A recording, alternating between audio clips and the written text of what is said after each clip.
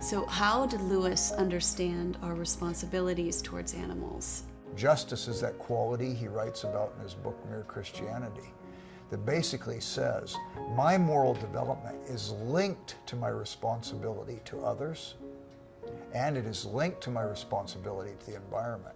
And if I'm not taking care of those things, my moral life is diminished. We feel pain. The animals feel pain.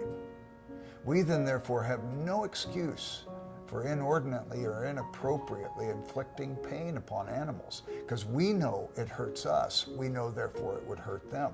So if it hurts them, we should not do it. If we do it, then we deny them, and in denying them, something in our own humanity diminishes. And this is something that Lewis develops even in his fiction, because all of his evil characters are cruel to animals. Weston, who's his most nefarious creature or character, we meet him in Out of the Silent Planet, and we meet him in Perelandra. When Ransom, the main character in those books, who's modeled after C.S. Lewis's friend J.R.R. Tolkien, when Ransom comes upon Weston, he finds him eviscerating these frog-like creatures on Venus. He's just wicked. He treats people wicked. Because he treats animals wicked, there's a friend of Ransom's on Perelandra named Hyoy. He's a Harassa. He's bear-like in his form and size, but a rational creature. And Weston shoots him, just kills him out of hand. And Lewis makes the link: treat animals cruelly, it won't be long before you'll treat rational creatures cruelly.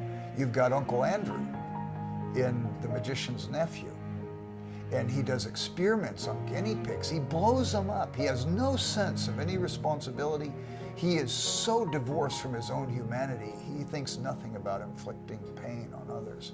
And finally, he decides that he's going to do some experiments, but rather than risking his own life, he puts at risk his nephew and his nephew's friend, Polly, and sends them to another world without wondering if how they're going to get back. He doesn't care. And if they die, it's no big deal because he doesn't care for them. So he again makes a segue: cruel to animals, you'll be cruel to people.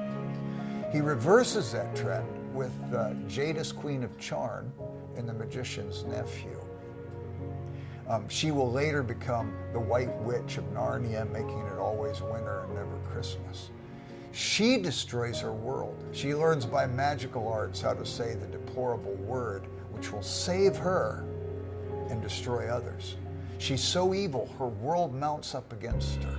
So she speaks a deplorable word, and in that moment she becomes anti-Aslan, who dies and gives of himself to save others, or anti-Christ in that sense. And the next thing we know, she's beating animals. So with Weston and with Uncle Andrew, he begins with cruelty to animals, and it awakens into cruelty to men and women and children.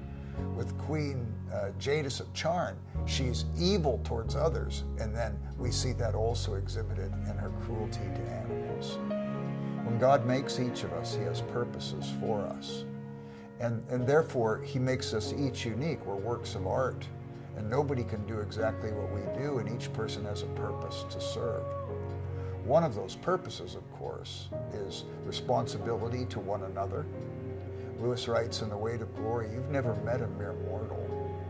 Every person you meet, if you saw them as they would one day be, they would either be a horror, the likes of which you see only in your worst nightmares, or a beauty and a glory, the likes of which, if you saw them as they will one day be, you'd be tempted to fall down and worship them. And he says, every day we're helping people to become either that horror or that glory. And there exists in on us an eternal weight of glory, a responsibility as we move people towards one end or another. Well, this is not just merely human to human. This is also human responsibility in the weight of glory as it relates towards animals, as it relates towards tending creation, and making sure that our own justice is emerging as we render to things their proper due.